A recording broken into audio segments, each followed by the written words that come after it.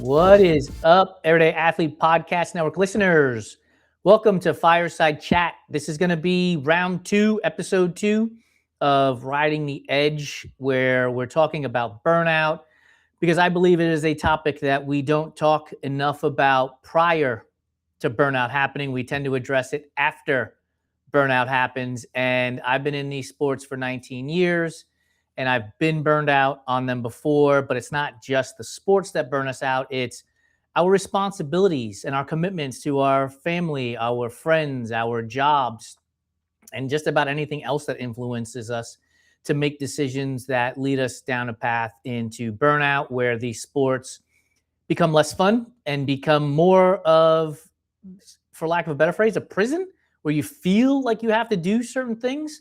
And so we're going to have Santino Williams join me today. He is the community manager for Run, Try, Bike, and he's been running for a number of years. And he is also part of going on this run club tour that we have been on, that started at the end of March and will last until October. And so we'll get into the conversation about that too. As you know, I am legally bound to fill you in on this, which is, please remember to subscribe, rate, and review the Everyday Athlete Podcast Network wherever you get your podcasts.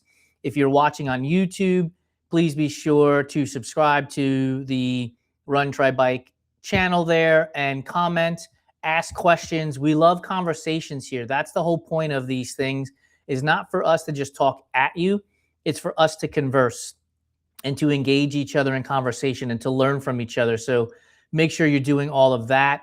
Lastly, if you go to slothandduck.com and search for Everyday Athlete, we have some new merch up there, from running hats to gaiters to performance tees, and we're going to be adding some stuff all along the way. We will be adding it to runtrymag.com at some point, but I'm tired, man. I'm getting on the edge of burnout on that stuff. So let's get Santino on the show. Let's have a great conversation, and let's start talking about burnout before it happens and recognizing those signs so that you can avoid it.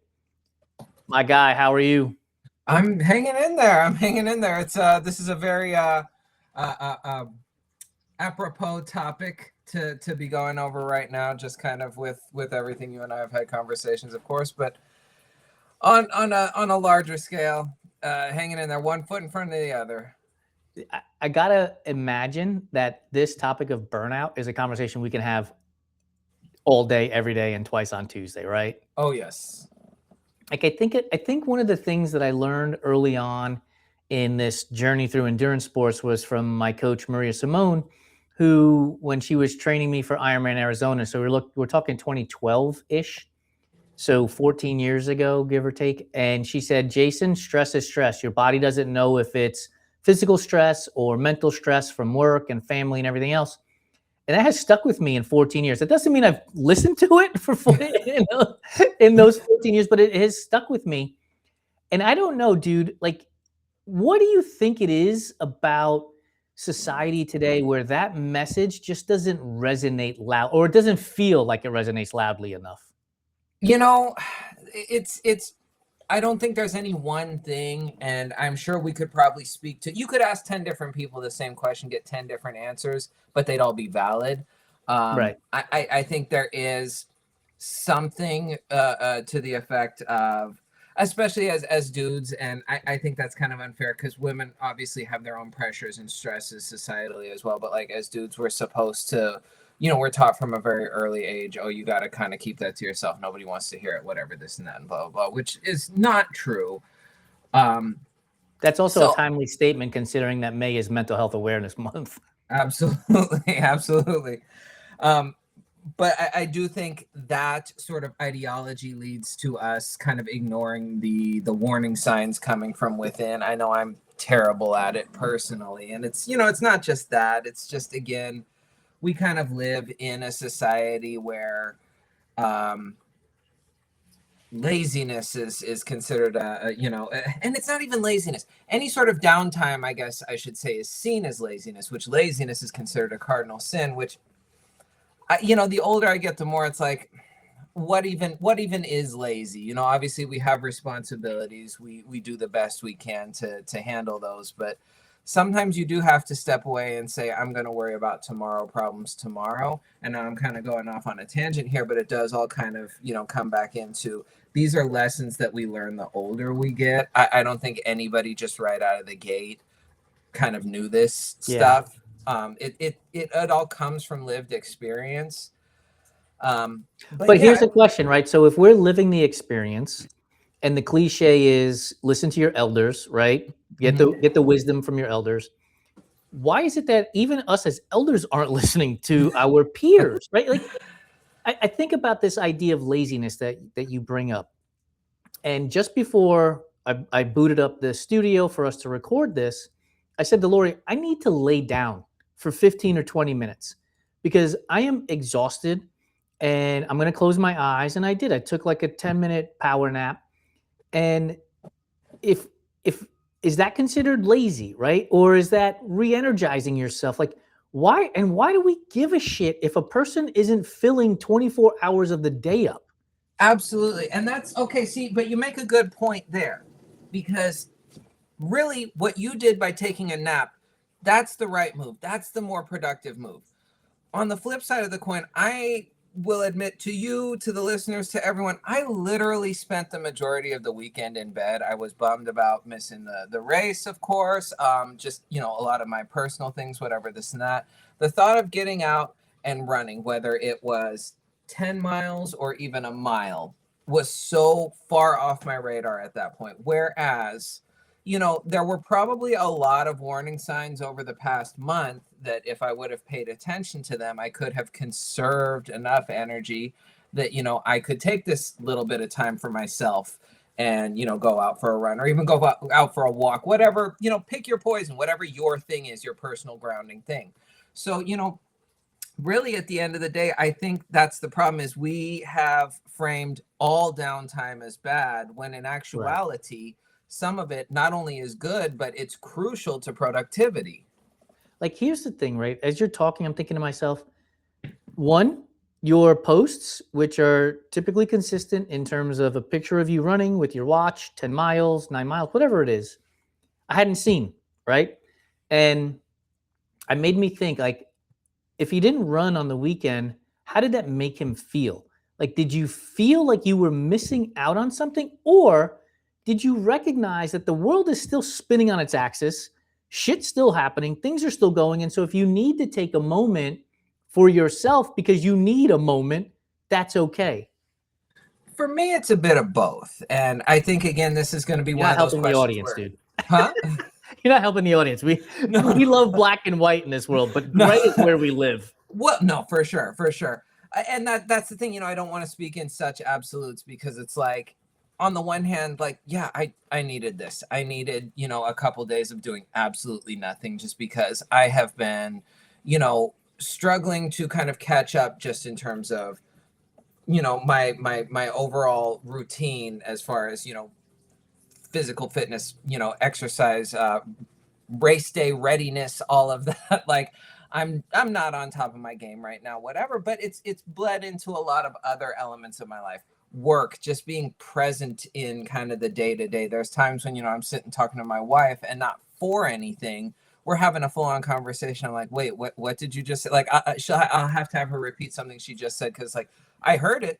The words went in. I wasn't, like, distracted. But it's like, my brain's just not processing anymore. So, in that sense, it's like, you do need to realize that in order to handle everything else, you do have to kind of take this downtime, and all that other shit, it's still going to be waiting for you. At the same time, I'd be lying if I'm not sitting here beating myself up right now, because it's like, okay, got another race coming up at the end of the month. I definitely have not been putting in the work that, I normally do. The month of April was the first month in probably 5 years that I ran under 100 miles. And yeah, I mean, I'm definitely down on myself for it, but ultimately at the end of the day, I think about it like this. If October rolls around and say we're all at Hustle in the Heartland, whatever, my goal is 50 miles there. I don't know that I'm going to do 50 miles, but say I get close to it, say I do it, whatever, this and that. Well, will those 40 miles in April, right? Will that really have been a problem then? You know what I'm saying? Right. So that is the thing, is I'm not gonna say, oh, it's totally fine, I can put it out of my mind, but I understand that, at the end of the day, it's not the biggest deal in the world to take some downtime for yourself. And that is a lesson that it's taking me well into my 40s to kind of not necessarily learn, but accept, Yeah, so I've been asked twice in less than 24 hours, why do I think that my performance at Pittsburgh was 10 minutes better than my performance at Oakland on a course that had 10% more elevation? Because, as you know, we've been in Europe for 2 weeks. We've been away from home for 3 weeks now. Honestly, if I've gotten in those 2 to 3 weeks 15 to 20 miles in, I think that would be a lot. I don't know for sure. Yeah. And so they asked me, like, what do you think that? And I think it's literally just resting and allowing my body to rest. And I said this to Lori, and this was a big lesson for me too, because as you know, with running the company, we're generating so much content, and I want the content to hit because it helps us with brand partnerships. And so there's that stress and that anxiety there. Going to Europe was utopia because of the 9-hour time difference, right? So I would wake up in the morning, let's say it was 7 a.m., which means in LA, you're looking at 10 p.m. Yeah. Yeah. Right. And so it was like, man, who gives a shit? Like, I don't have to be scrolling the internet right now. I don't have to be looking at this stuff. And so I didn't have to think about it until noonish. And I would post something at noon because that would be about 7:30 a.m. on the East Coast. And then honestly, by like 6 or 7 p.m. when we were in Switzerland, I was done. Yeah. And so it was like the getaway. It was great to just get away and realize, dude, you're putting so much stress on yourself for what fucking reason? Like, why? And do you find, see, that's the interesting thing, because I think that's how life is supposed to be. It's not necessarily that, you're going to have, all this downtime, whatever, but there's supposed to be a balance. You are supposed to be able to kind of compartmentalize the hustle, as it were. And that's another sort of, societal ill, because there is nothing good about the hustle. I'm sorry. Pisses me off, dude. Yeah, we've been sold such a bill of goods there. But I think that's another thing where we almost wear our burnout like a badge of honor sometimes. Yeah, it's nonsense. It's fucking nonsense. Yeah. It doesn't mean you have to do nothing, but you have your time to grind, whatever you want to call it, and then you have your time for yourself. So you got your running time, you got your working time, you got your, you and your wife, you go out to dinner, you go, just whatever, your personal time, family time, whatever you want to call it. But it's important to have that balance, and we've just lost that as a society. We really have. And oh no, go on. I think about this often, right? So let's say that a year or two from now, this company is in other publications and magazines, and people are interviewing us because whatever happened. Is anybody going to ask us whether or not we ground for 24 hours a day, 7 days a week? Like, were we in the lab constantly, like, grinding ourselves into a pulp to make it successful? And the answer is no. Nobody's going to ever ask that question. Nobody's going to give. And if they do ask that question, the answer is not going to be, yes, I was in my fucking desk at my desk all day, every day. Like, it's so weird. Like, we glorify the hustle, but nobody really cares. Nobody about the hustle when it's all said and done. That's the thing. And, I use this example a lot with people, again, not to say, and that is the trouble. A lot of people think in binaries. It's not one or the other. But have you ever met somebody who was like an actual workaholic, not just patting themselves on the back because whatever, but like somebody who, like, that was their life, was their work, and like they had no personality beyond that. And it was, you look at this person, and I don't care how much money they have. It's like, I would not want to trade places with them. This looks awful. I'll point it out. Elon Musk. There is Absolutely. a 0% chance I want to hang out with that guy. 0%. Absolutely. Right? No, 100%. And the stories are, he lives in his office. He pisses in a bucket next to him. Who the fuck? Like, John Gruden is another one, right? Yeah. Gruden glamorized this idea that NFL coaches should be in their office 23 hours a day. Bro, you got a wife, you got kids, you got like, why are you glamorizing that? And then when one coach is like, I'm going to show up and I'm going to be there for 10 hours a day, and I'm going to put in the work, and I'm going to coach my team up, and I'm going to do everything. and moves on in life, right? But at first, we're like, oh, that there's no way that team is going to win because he's not spending 23 hours a day in the office, or you're never going to be the CEO of a billion-dollar company because you don't sleep, eat, and piss in your office. And it's like, no, man, those guys are wet blankets. I don't want to hang out with them. Exactly. No, so I think that's kind of my overall thesis I'm getting at here is, there is this glamorization of that when in execution it's repulsive almost. That's got to be the word. I don't mean to go to such extremes, but that's what it is.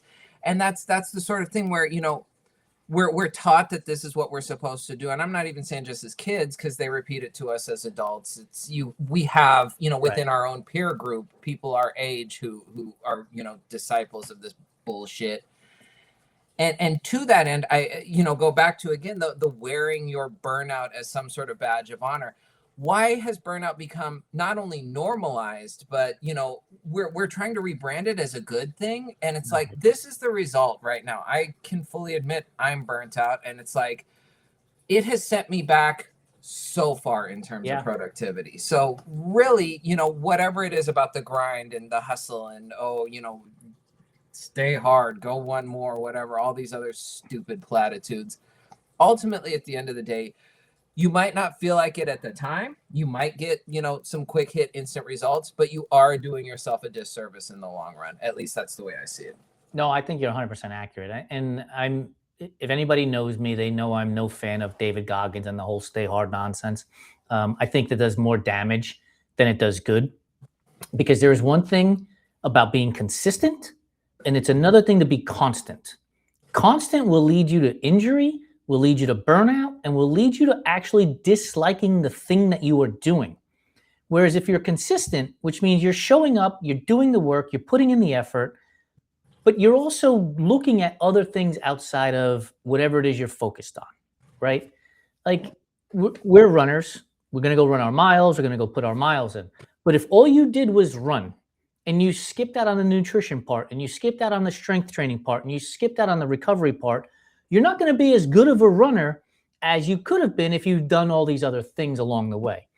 It's this, I use this analogy oftentimes with this company. When I find myself, like, if we put up a couple of pieces of content and they don't do as well as I expect them to do, I work harder at getting the next one to be perfect. The next piece of content's got to be great. And I often say, like, I'm trying to squeeze blood from a stone. And so I've got to release it. You'll get the text message that says, Santino, I need you to put this together because here's my idea. And I'm fizzling out on it because I'm getting burned out on this concept that this isn't hitting the way I expected it to. And it's the reality is because I'm trying to stay hard in the moment, as opposed to letting it go, giving it grace, and saying somebody else handle this for right now because I just can't do it. Oh, 100%. We fall into this trap where we're essentially kind of chasing the dragon. You know what I'm saying? It's in the context of, say, like social media or whatever, this and that, you have a couple posts that perform, exceptionally well. And then that becomes like the standard. And it's like, well, if my next one doesn't get, 250 likes, then I've done something wrong and it's a personal feeling. When in actuality, you step back and it's like, no, it just like the color of, whatever caption you chose to use doesn't jive with what the algorithm is pushing that day, that sort of thing. It very little of it is really under our control sometimes. And that, for whatever reason, makes us want to dig in harder, or at least when I say us, I mean me, but I suspect there's a lot of people who it's like that. Yeah. So, it is sometimes about, like you said, just kind of letting that go, which, it seems counterintuitive, but that's really how you kind of take more control of the situation. You don't obsess over it. You don't let it become this thing where, you're beating yourself up because, I could have done X, Y, and Z differently. And then take that, apply it to business, apply it to running. Absolutely. Yeah. As we've talked about before, say you're going for a PR, marathon PR. Mine is, I'm looking right now, 3:58. Say I get 3:59, which, sub 4 is still something that I struggle with. Am I going to be pissed off that I missed a PR by 1 minute and 1 second? Or am I still going to be happy that I got that sub 4, which Right. is still an accomplishment, you know? And I think that's the thing right there is, again, we do think in terms of binary where it's got to be win or lose, or when it's a sliding scale. It's, even if, I don't care who it is, even if you're a professional athlete or something like that, say, of course, I can't think of a real world example right now, but there have been. Say you play on a team that's not so great, but you are an outstanding player and you just have an MVP caliber year. Does the fact that some other team won the championship that year discount all of your personal accomplishments? Right. So this can be applied on, small scales. All LeBron James is your example from Cleveland, dude. There you go. Exactly. Yeah. His days in Cleveland when he first started out, before he even dribbled his first basketball in the NBA, he was basically considered the next great behind Michael Jordan, and he's proved to put himself in that echelon. But those teams couldn't fucking win a game if they were spotted 50 points. They were terrible. No, yeah. And and LeBron James is actually a great example, because that's the thing. The expectations, I mean, from before the time he graduated high school, he's on the cover of Sports Illustrated when he's in high school. The expectations for him were through the roof. And by and large, he has surpassed all of them. He's, without a doubt, if not the greatest, one of the greatest of all time. But at the same time, you still have people who want to sit here and criticize, oh, well, he's 4-6 in the finals. That means he went to 10 finals. Right. Like, still at the end of the day, yeah, I'm sure he would have preferred to have won all of them. But if you ask him, would you rather, have played for a sub 500 team on all those years that you went to the finals and didn't win? I don't think he would take that, So that's the thing, is there's always going to be, when the expectations are so high, there's always going to be room for criticisms. And the higher the expectations, the more ridiculous the criticisms are. Now, we aren't LeBron James, but we're putting a lot of these weird expectations on ourselves sometimes. Yeah. And we do have to kind of zoom out and say, hey, nobody is asking this of me except me. So I think the word we're dancing around is perspective, right? Yes. We tend to lose perspective, especially in this digital age where the information is coming at us left, right, and center. Like, you can't avoid it unless you literally hang everything up, put it all away, and just sit down in a dark room. Otherwise, there's something coming at you constantly, and the opportunity to compare yourself just shows right up. I gave this example of Jordan, who is the head of Rising Hearts. She raced the Boston Marathon a few weeks ago. And I opened up Instagram this morning and she's running. And I just finished running the Pittsburgh Marathon yesterday. And you could easily get lost in this idea of thinking, oh, she's running after the Boston Marathon. I could run too, or I should be running too. And the reality is, no, I should not. Like, I can't get up from the toilet real easily. Right? I just tried walking downstairs and I had to use both handrails. Like, that's not an idea to be like, oh, I'm going to go be hard and go run so I could post to social media so Suzanne in Sarasota, Florida could give me a thumbs up. Like, I mean, Suzanne, you're probably a wonderful person, but I really don't give a shit about that thumbs up. But that's the thing that leads to the burnout if we don't have that perspective, if we don't have that mindset that says, you know what? I'm going to not run for the next week.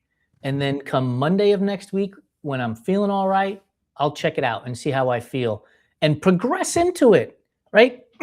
Here's how I looked at the time in between Oakland and Pittsburgh. I think when, this is according to Strava, I think the number was 96 was my fitness on however Strava measures fitness. On the day of the Oakland Marathon. The day before the Oakland Marathon, it was at 68. If I go through and I look at the day before, so Saturday, before the Pittsburgh Marathon, my fitness was at 65. And it went up to 95 after the Pittsburgh Marathon. So I was literally within a couple of points, right? And that is perspective for me to say, dude, if you would have tried to kill yourself in those 2 weeks, made things uncomfortable. Lori, sorry, I can't go to dinner with your cohort because I had to go run 5 miles here, or whatever it was. I would have changed my whole experience. I would have not enjoyed Europe. And then the marathon, there's no guarantee that I would have run a faster marathon than I actually ran. 100%. 100%. And that's, it's interesting you bring it up within kind of that scope, because I've been thinking about San Francisco a lot. And there's a lot of things that I just kind of want to blow up in terms of my own kind of training routine and everything this time around. Will it be better? I don't know, but I don't know that I'm going to get any further than I've already gotten with kind of grinding myself into the ground.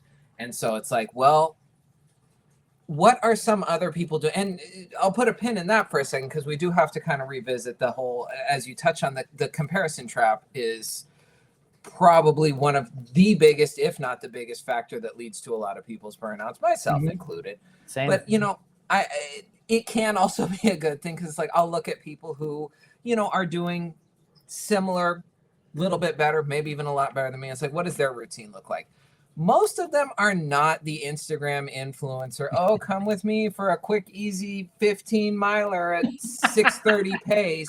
No, they're, they're getting in, their little runs. They're doing doubles, but the distance isn't crazy. They're doing speed work, but it's not like a daily thing. They're doing what, and it's like, can I get on a schedule like that where, it's not easy by any stretch of the imagination, but you're showing yourself a little bit more grace. You're building in for the fact that you have a life outside of this shit. As I like to say, none of us are getting paid for this. Right. So it's like, maybe it's time, at least for me, to start kind of building my training blocks, my routines around all of that. I don't know. Like I said, I've just kind of been dealing, and it's not just the running, obviously, as you and I have talked about before. There are other just kind of real life stressors I'm dealing with as well. But you can't outrun the stress. You can't. No. You can tell yourself it's fine up to a point, but eventually that gets to be putting a Band-Aid on a hemorrhage. You need to address the actual issue. And that's just sort of where I find myself currently. And, it could be the sort of thing where, hey, maybe that's where growth does come from.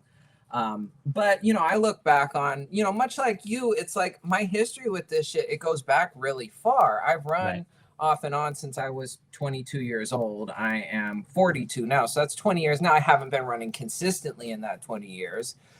But I've changed things up from time to time over those 20 years, because there have been times where it's like I've gotten so burnt out that I've given up on it for a year or two.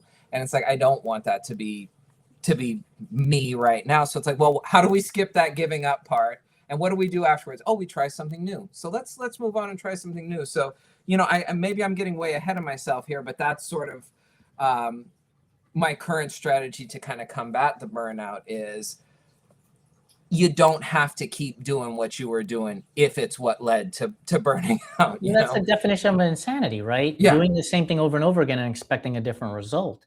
And so if you're trying to, in this case, we're talking about going under 4 hours, but whatever your goal is, if you've been trying to get to it for a year, 2 years, or whatever the time frame is, and you keep coming up short, but you're constantly doing the same thing, that's going to lead to burnout, because there's frustration that you're not accomplishing your goal, and you're going to tell yourself, but I'm doing all the right things. I'm eating well, I'm sleeping well, I'm recovering well. Yeah, but maybe you need to change and insert a new stimulus into the program.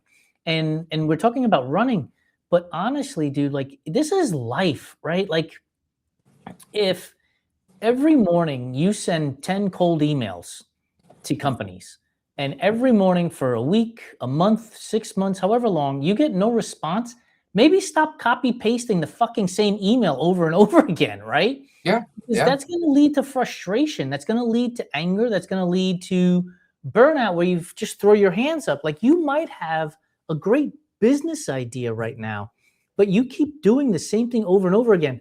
And more importantly, what I think, because we have so much information at our fingertips, we're doing the same thing over and over again that somebody else is telling us to do, right? Like, you can open up LinkedIn right now.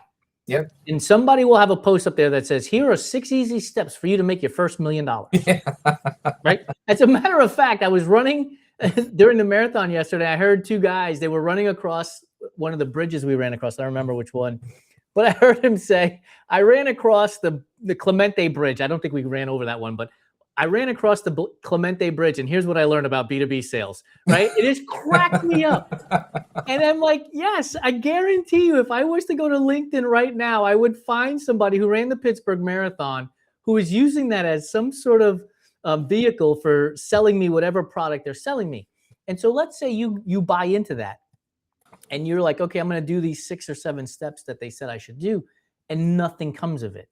You're not being you. You're no longer selling you. You're no longer selling your service or your product. You're doing what somebody else said. And eventually that's going to lead to this idea of burnout, because you're not doing it your way. You're doing it somebody else's way. And so you might throw your business out. And I think, so we've got a couple of themes here. One is, be you, do the thing that's best for you. Perspective, right? Understand perspective. And here's another thing that I don't think we do enough of. And I posted this on Threads after you and I had a phone conversation. Call your people. Like, don't just tippity-tappity a text message to them. Don't just tippity-tappity a DM to them. Call them. And somebody said, oh, but what if I don't like phone calls? Get over it.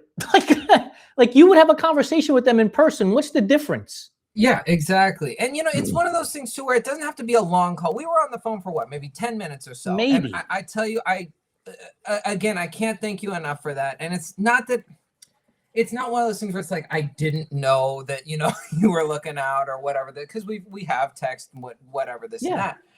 But it's different, just kind of, hey, how you doing? What's up? Whatever, this and that.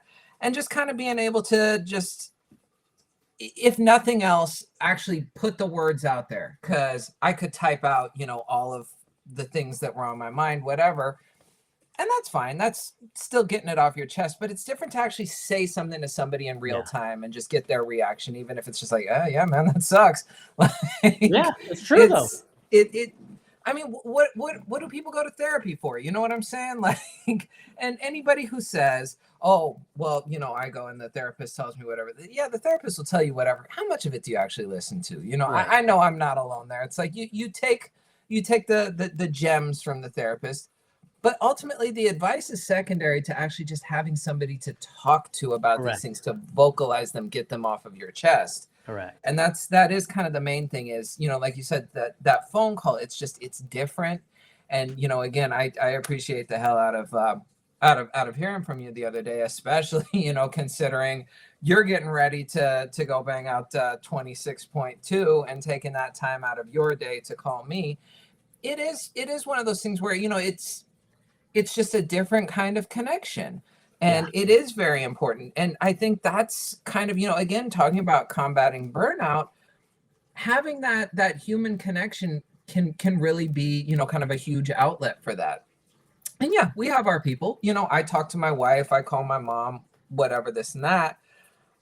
But just knowing that, there's even more people that, if need be, if something, and again, I knew this already, of course, but like, if something was really, bugging me, just really on my mind, dragging me down, and for whatever reason, couldn't turn to anyone else, even if I could, I know that, you are available. And that's huge. Just having your team when you're sitting back, kind of taking inventory of everything, that gives you that little spark as well. Yeah. But if we don't call each other often, right, the knowing becomes, oh, I don't want to bother them. Well, that's true. Yes. Right. So if you don't do it, then you start thinking, well, I don't want to bother them with my little problem. They've got these other problems. Look, we all have fucking problems. Like, we all have problems. And I think one of the things that it just dawned on me is you've been in this sport for 20 years. You've been running your own business for a while. I've been in these sports for 20 years. I've been running my own business for a while. We have perspective. And so if we see somebody else going through some shit, and there are people, we should reach out to them. And I'm reminded of when I first got into these sports, I would see people zone 4, zone 5, redlining everything all the time. Then they would post the day after race day, or maybe even the same day as race day. Race didn't go the way I wanted it to. And it's like, well, no shit. Because if you look back at your training log, everything was zone 4 and zone 5. You didn't take a rest day. You were pressing the gas pedal constantly. what did you think was going to happen on race day? You spent all your fuel before you got to the starting line. And so maybe people don't want to hear from me, but the reality is you might want to listen to your elders. We've been doing this shit for a long time. And if I can send you a message and say, look, here's what your posts are giving me. Constantly pressing the gas pedal, never taking days off, all of these things, you might want to dial it back. People are going to say, mind your own business. I got it. But if you're my people, I should be able to say that to you without you feeling attacked about it. Yes. And I think that's the difference right there. A lot of people struggle with making the distinction where it's like not everybody who's offering criticism is doing it in a negative way. Right. Not everybody who's offering criticism is attacking you. And in fact, sometimes they are doing it out of concern. They are trying to be helpful. Whether you listen or not, that's up to you. And granted, there's been times when it's like, there's probably been advice that I haven't followed that I should have, but that also can be filed under you live and you learn. We all, have been there before. Maybe somebody gave you advice once, turned out to not be so great. So it's like, I'm not going to listen the next time. It's like, you might be doing yourself a disservice there. But, ultimately it does seem like there is, well, like you said, it's listen to your elders, not that I have it all figured out, whatever, but if like you said, I see somebody just from their post or whatever, I see something. And if I'm going to offer some unsolicited advice, which granted, I'm not the one to just reach out and do that to strangers. It's got to be somebody I know anyway. Like it would be sending it to Joe or to Derek or some of the other people that we're close to. Yeah, I'm not just some ass. No, for sure. And it's like 100% do with this what you will. I'm not saying this is going to solve all your problems, but this is what has worked for me in the past. Might be worth giving it a try. And that's all you can do, And I think you apply that, with a broader brush, and it is, again, going back to the topic of burnout or just kind of stress in general, whatever this and that. If I see somebody who's kind of going through an issue that I've gone through before, hey, I see you're dealing with X, Y, and Z. Here's what I did. Don't know if it's going to work for you, but check it out. That sort of thing. All you can do, really. But I think like this series for Riding the Edge, these conversations that people will be able to listen to or watch on YouTube, reading blog posts about that and hearing from people who are willing to be open and vulnerable about these conversations will help the stranger, right? Yeah. Hopefully somebody's like, oh, this looks like an interesting conversation that was had. Let me listen to it or let me watch it on YouTube. And they realize like combined 40 years in endurance sports, combined at least a decade, if not more, in entrepreneurship. They don't have it all figured out. They're ready, willing, and able to admit it. They're not trying to sell me on 6 steps to a more balanced life, right? This stuff is hard. It comes and goes in waves. It's not black and white. It's shades of gray from beginning to the end, and you navigate it as best as possible. But there are some signs that you should be on the lookout for. If you go into a training day and you're like, man, I hate this. I don't want to do this. And it seems to be recurring more than one day in a row, right? Or you get to the start line and you're like, I don't want to be here. There's a very good chance that you have already passed burnout stage. So ask yourself as you're leading up to that, what is my why for doing this event? Do I really want to be here? How much enjoyment am I going to get out of this? And don't tell me that enjoyment is only going to come from setting a PR. Like that is bullshit. That is one piece of the puzzle in enjoying yourself. If you're out there and you're basically in tears the whole time because you hate being there and you set the PR, the celebration is not going to be the celebration that you could have had if you actually enjoyed yourself throughout the course. I said it when we finished Oakland. I ran a 4:29, which is an hour beyond my PR. And I had the best time. I just enjoyed myself so much at the Oakland Marathon and hanging out with people and faces and crowds and cheering and everything else. And that repeated itself here in Pittsburgh, where I ran 10 minutes faster, but it was enjoyable. Like I really had fun out there on the course. and I got to reflect on members of our community. I got to think about your conversations with me, conversations I've had with Lori, and all of those pieces and parts that have made this whole thing way more fun and less work. Yeah, 100%, 100%. And that is the thing. At the end of the day, it's supposed to be fun. And I think about this a lot when I'm scrolling social media and see, I was just saying, oh, don't do it for social media validation, but now I'm putting myself in the other seat. Because that's life is gray, dude. That's why. Life is gray. But I'll be scrolling the posts that really stick out to me, and the ones that are, I guess, the most touching, for lack of a better term. It's not, so-and-so fucking sub-elite runner banging out a 2:35 marathon and, getting their 6th star and whatever. It's like, that's fucking great. And I'm so excited for you. I'm not gonna hate on those accomplishments. But the ones that are the most moving to me is, the person running their first whatever distance. And the time ain't necessarily all that impressive, but you can just see, how thrilled they are with themselves that they made a plan, they stuck it out, and they got it done. And, maybe they'll never run another marathon, half, 10K, 5K, whatever. Maybe they'll never run another one again. But this, you can tell, is like a watershed moment in their lives. Yeah. It's just... The joy that they're feeling is so contagious. You get it through the phone just looking at their posts, and that to me is definitely, running isn't always that for me, but like that's always kind of the highlight right there. It's not necessarily my best days or whatever this and that, but those days where it's like, hey, yeah, I did it. You have this kind of unbridled kind of pride in yourself. That right there is, and of course it's not always going to be like that, but it's like, that's what I'm after when it comes to, running, endurance sports, whatever the case may be.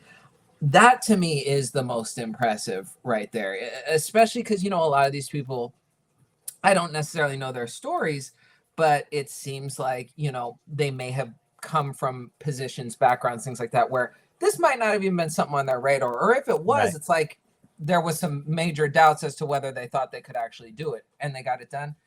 That is just the absolute coolest right there. And that's what you should be working towards, not grinding yourself down to the bones to, shave off, a couple extra minutes or whatever from your PR or, impress John Q influencer on Instagram. Here's the thing, right? So I think about this today. We're recording this on Monday. I think about this every Monday for the last, I would say, 6 to 8 weeks. Medal Monday comes around. The applause is as loud and as deafening as you can imagine with all the congratulations. But there is many somebodies who didn't start a race, who didn't finish the race, who are being neglected or ignored. And that can also lead to burnout, because you start to say to yourself, I'm only worthy if I actually finish the event. Yeah. I'm only worthy if I actually start the event, because the whole DNF greater than DNS nonsense, right? Like, the messages are so fucked up, right? It's better to DNF than to not start. It's better to finish the race with a broken leg and compound fracture than it is to DNF. I'm here to tell you, that person that you are worried about giving you platitudes and kudos because you finished a race with a compound fracture isn't coming to help you. They probably don't even know that you finished the race with a compound fracture, right? Yeah. Don't do it for the other person, because that is going to lead to a depressive state when you don't get the acknowledgement from the person you're trying to impress instead of worrying about yourself. I coached an athlete years ago to their first Ironman finish. And very early on, I said, do not pour all of your value into this Ironman finish. Whether you finish or not, understand that the following week, there are going to be hundreds of more races. And there are going to be hundreds of more stories, if not thousands of more stories. And they're going to forget about your accomplishment. Yeah.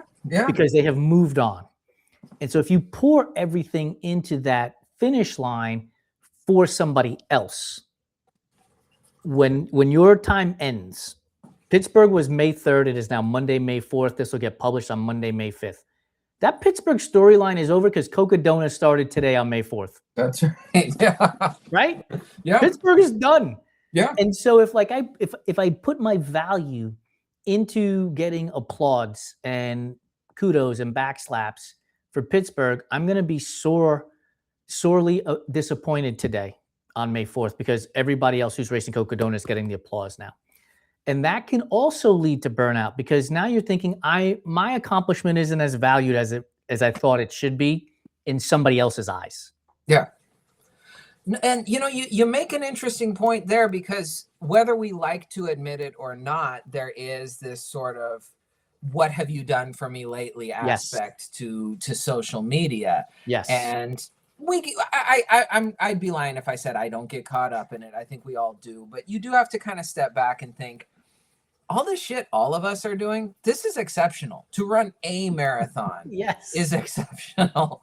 We're at the point where we're running multiples in a year, it's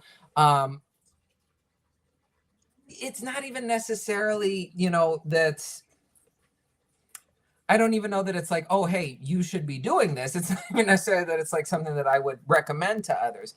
But at the same time, it is sort of like you have to step back and look at what you've done. And yeah, okay, maybe you posted it to the gram or whatever and you got a bunch of likes, but a week later it got buried under some other posts. And like you said, there were other races, there were other events. Life has moved on. That does not invalidate what you have done, at that moment. Correct. And I think that is kind of the thing. I don't know how to articulate this in a way that doesn't sound douchey, but it's sort of like you do have to be after your own personal approval first and foremost. That's not to say that, the kudos from other people, they're great. I'm not saying it doesn't matter. I mean, we wouldn't be sharing this shit to public forums if we didn't want other people to see it. Here's a great metaphor for it. When you have a birthday party, you don't walk into your room by yourself, light your own candles, and play music on your own. You invite people over, right? Because you want to celebrate with them. Yes. That's what you're doing when you finish a race and you put up your medal or whatever it is, right? Yeah. It's your endurance sport birthday party for the moment. And you're inviting your friends in to come and hang out with you. Yeah, 100%. But then at the same time, you got to remember that if you're not happy with it, right, then, in a couple of days, guess what? It just becomes, history. It becomes another post buried on someone's timeline. Right. So you have to kind of stop and pat your own self on the, and I'm terrible at that myself. And this isn't like some cutesy humble brag, whatever. There is nobody who is harder on me than me. So, a lot of times it will be like, oh, why didn't you X, Y, and Z? Why wasn't your time better? Why, whatever, this and that. So I do make a conscious effort now, especially the older I get. And especially now that I have been dealing with, a level of burnout, it's been important to kind of zoom out again, that perspective. And it's like, yeah, you're struggling right now, but look at, all of this that you've done up to this point. Look at all of this that you're capable of. Get there again before you know it. That sort of thing. When we decided to put the tour together, did you think about burnout? But with these 6 events in 7 months. I mean, I'd be lying if I said I didn't, but I don't think. And again, I wasn't expecting all the other personal shit to kind of fall on my head either. I don't think it was going to be quite where I find myself now. I think, and even with burnout, there's varying degrees. Sometimes, hey, are you a little tired? Do you need to take a couple days off and just, consume copious amounts of calories and maybe, have a few extra naps? Or is it the kind of thing where it's like, hey, let me step away for a week, completely reset my clock and get back to it, when my batteries are, closer to fully charged. So, I definitely thought it was going to be kind of the more, let me take a day or two and go crazy at Tacos Veganos or whatever, versus where I find myself currently, where it's like, okay, I'm literally kind of bargaining myself back into my normal routine when I know full well that, if I stay out of it too long, it's only going to make everything worse. So there's that.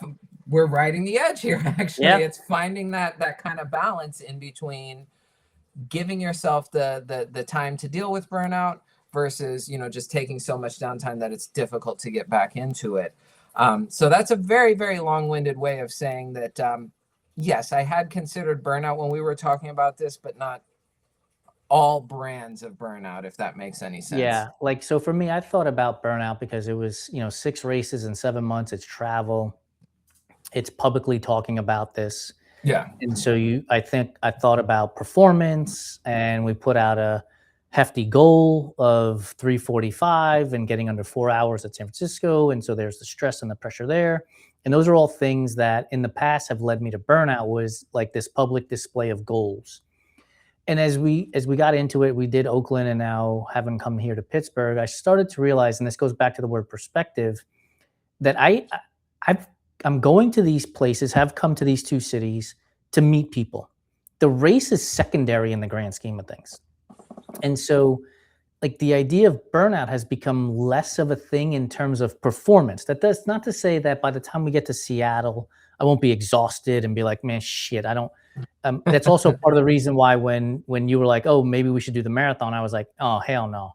Like, half marathon, right? Like, half marathon is good enough. But by thinking about it in terms of being with the people and the community and hanging out with them, and removing the pressure of performance, has really helped me in understanding this concept of burnout with actual training and performance. And it's not to say that again, this goes back to the whole idea of shades of gray. Look, people, I'm going to train. I'm going to put in the hours. I'm going to put in the miles. I'm going to go to the gym. I'm going to eat right. I'm going to sleep well. I'm going to do it all. But if I don't run a sub-4 at San Francisco, if I don't get to, I think I said I want to get to at least 45 miles at Hustle in the Heartland. If I don't get to 45 miles at Hustle in the Heartland, the tour was a success. Yes. Yeah. And that's the main thing right there. Cause it is, I think the tour really is kind of an interesting, again, going back to that perspective, it's an interesting lens to view things through, because like you said, think of all the fun, the connections and everything just after 2 stops. Think of all of that. You know what I'm saying? And there's still 4 more to go.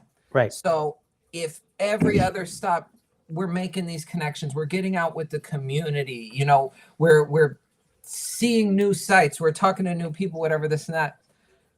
And on top of it, you get to, participate in a new event. Like, great.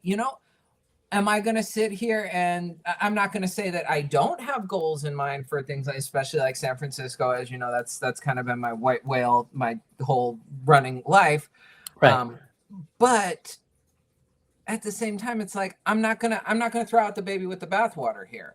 The tour, as you said, so far it's been, a resounding success, nowhere to go but up from here, especially kind of our conversations we have with Joe. Honestly, a lot of that's been keeping me really sane, just kind of the process as far as Odd Duck and all the, great possibilities for Hustle in the Heartland, things like that. It's like, if I don't run 50 miles there, if I don't run 20 miles there, it's still going to be, we're going to have the community together. Hopefully that's going to be kind of the biggest gathering of the community. It's kind of shaping up to be that sort of thing. So anyone who's listening, make sure you reserve your spot today, because it is filling up.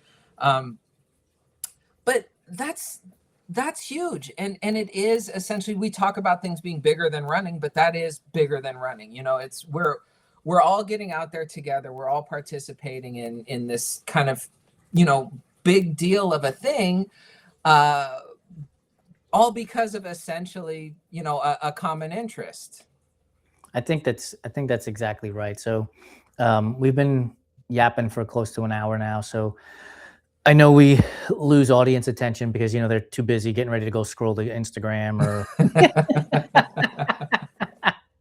but I hope you've stayed long enough, because I honestly, like, this concept of riding the edge hit me right after Oakland, because I started thinking about, well, you got to recover from Oakland. You're going to have a taper moment before Pittsburgh. Like, how are you filling in those 2 or 3 weeks in between? I don't even remember how long it was. And I got nervous about the burnout in that scenario. Like, I don't want to go to Pittsburgh because it is a rather quick turnaround. We have another quick turnaround when we go to Salt Lake City.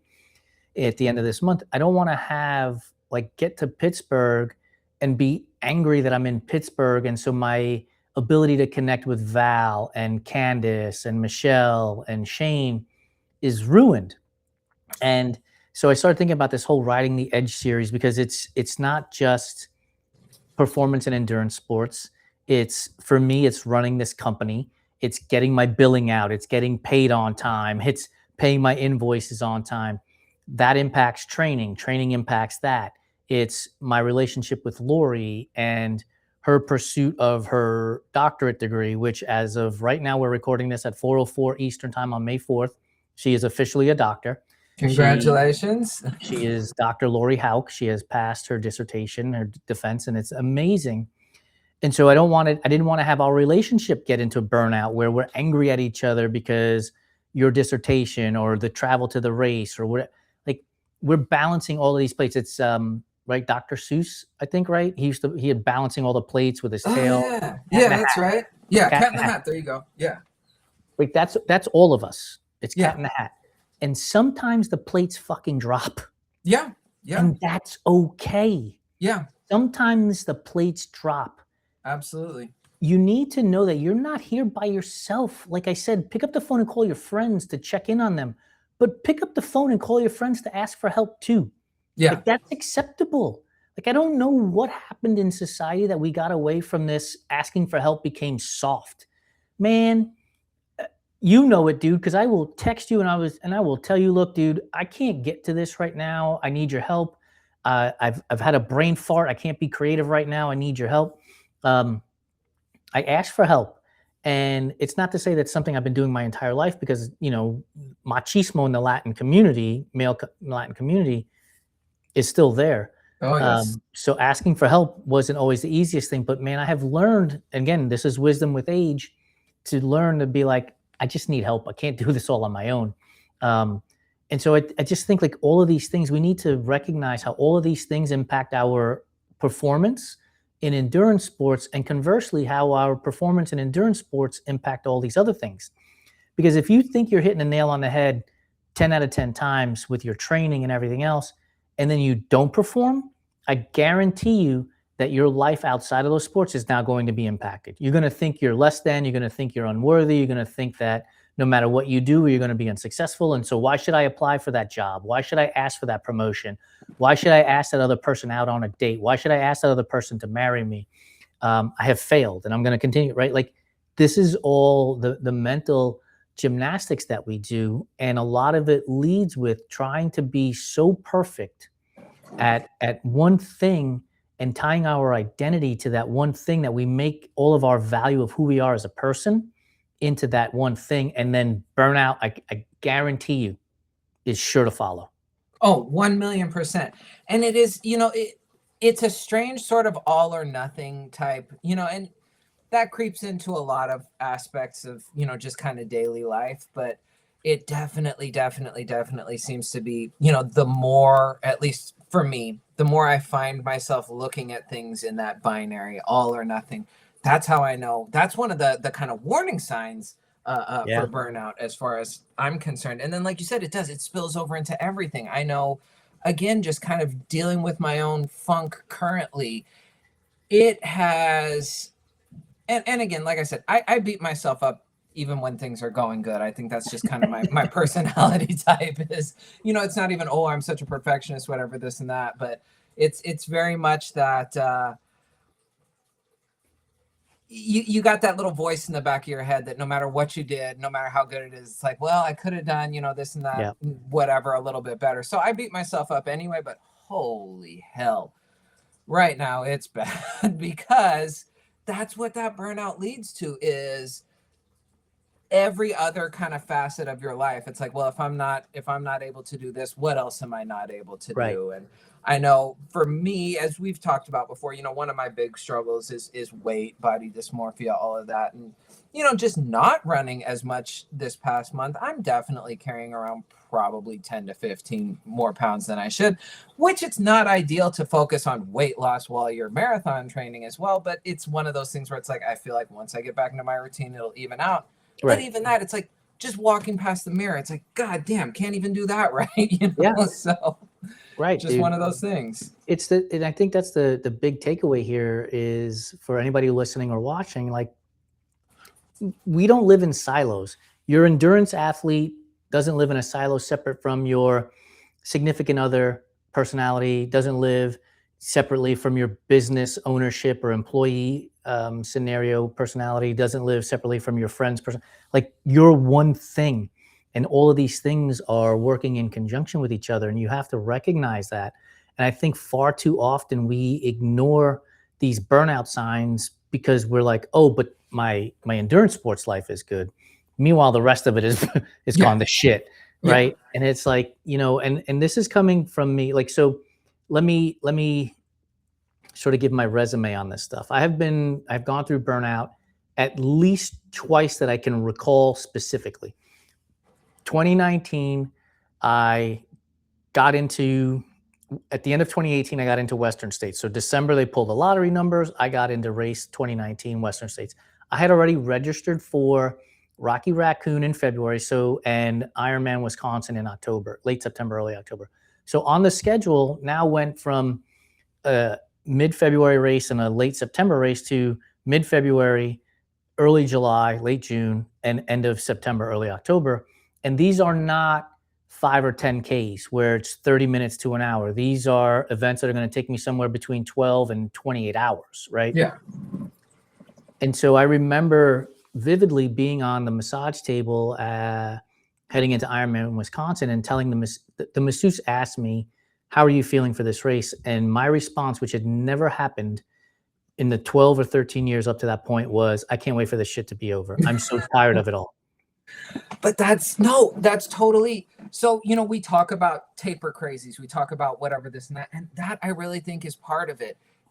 There is this psychological element when you're pushing yourself and pushing yourself and pushing yourself, where it's like, you might not even feel it, but something has already snapped. Yep. And it's not even necessarily like, oh, this isn't fun or whatever this and that, but you're not looking forward to it. You're looking forward to it being done. Right. And it's like, man, I catch myself in that sometimes, and it's like, oh, I've done something terribly wrong here. I need to back off a little bit. Here's a great comparison. So again, Lori passed her dissertation today, and we actually celebrated.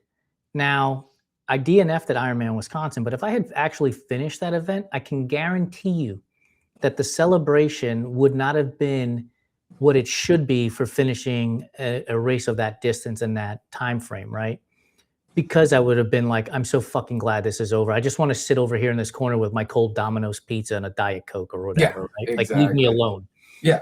Type of thing. And I think that, like, if you start asking yourself those honest questions and sit with yourself in the dark, for lack of a better phrase, you will know what side of the seesaw you are on. Yes. And I think now, maybe this is just a me thing, but do you find sometimes we're afraid to ask ourselves those questions just because we already know the answer? And 100%. Again, it's that perspective, it's that comparison, it's all that. And it's like, well, shit, if everybody else can still, manage to juggle real life and train. But that's the thing. They're not. That's the thing. They're not. Yeah. No, 100%. Leah, who is a physical therapist, posted something today, and I don't remember the exact quote in the caption, but it was something along the lines of, what you see is 10% of my actual life, or something to that effect. Yeah. And so we look and here's the problem with it. If everybody's posting that wonderful 10%, we think everything is wonderful. What we're not seeing is the shit burnt to the ground 90% from everybody, right?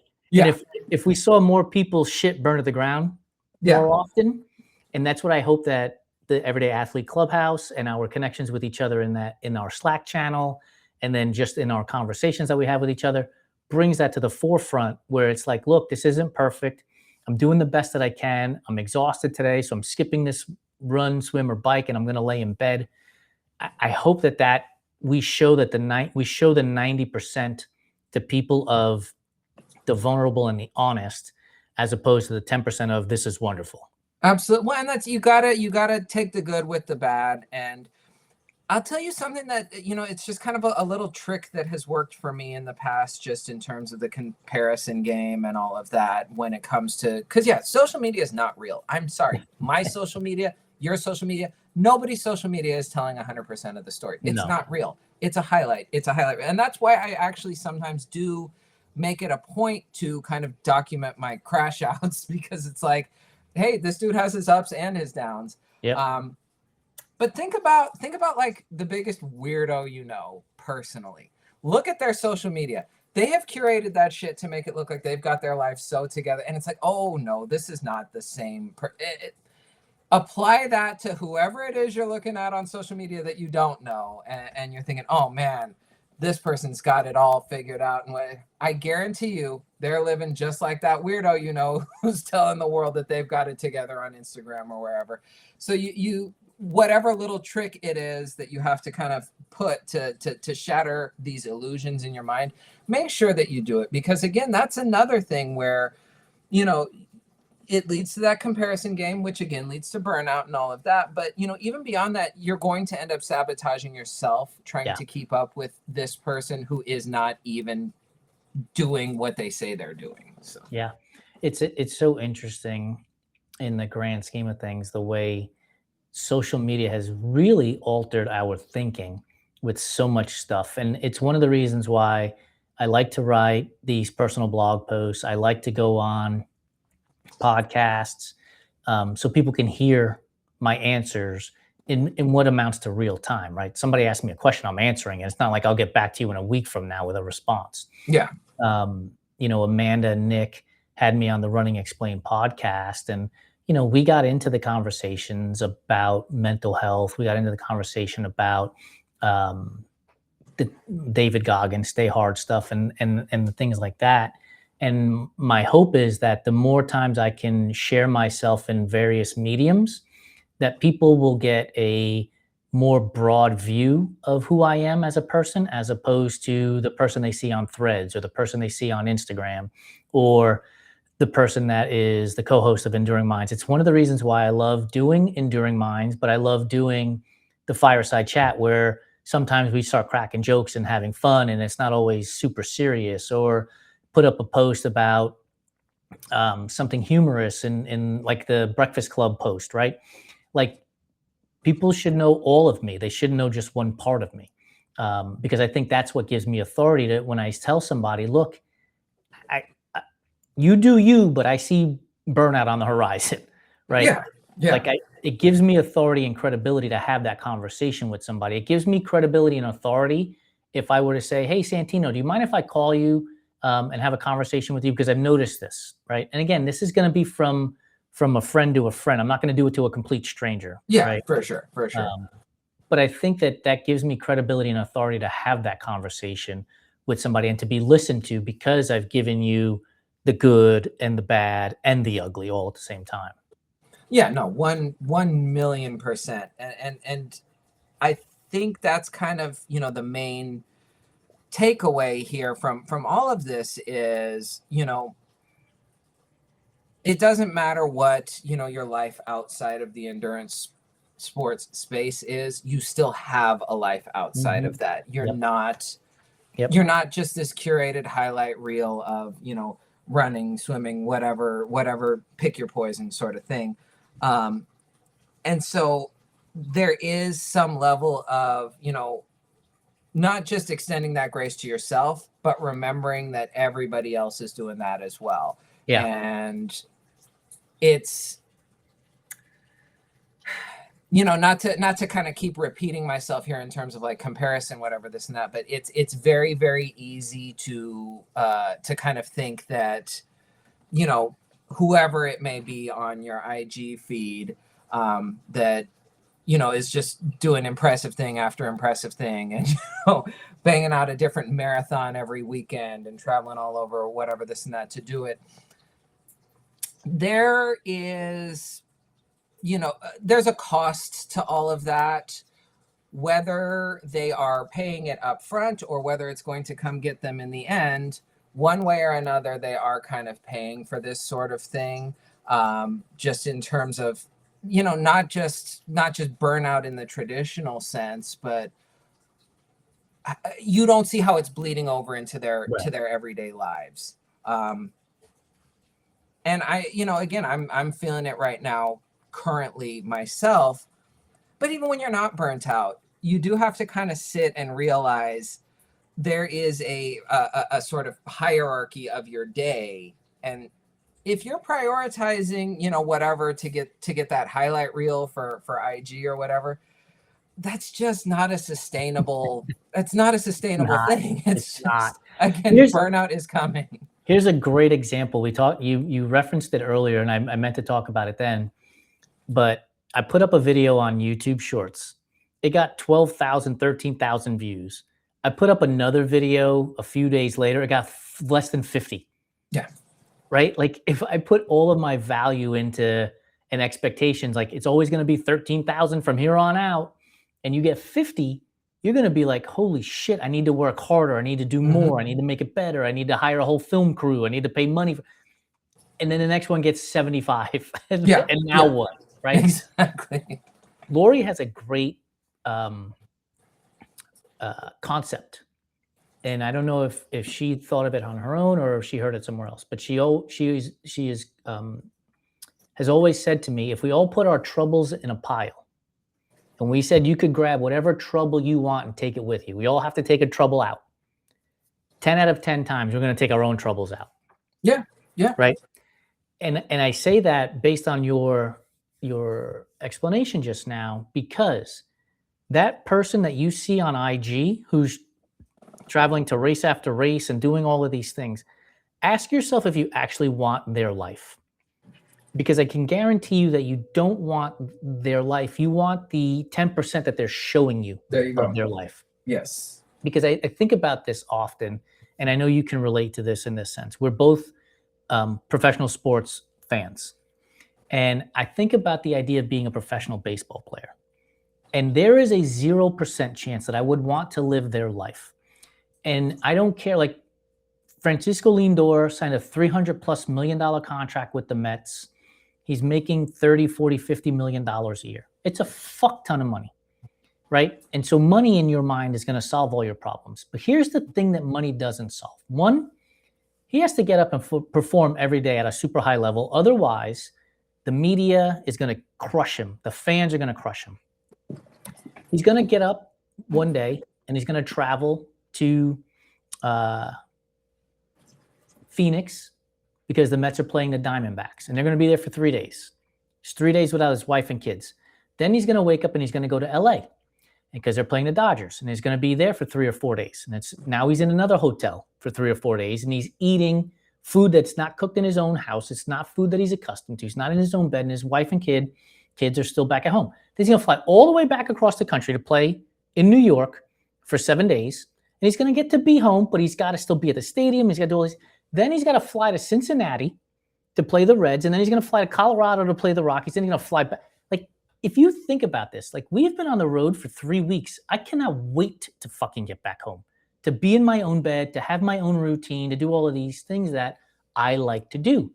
And so if somebody said, would you exchange positions with Francisco Lindor? The answer is no. I wouldn't want to.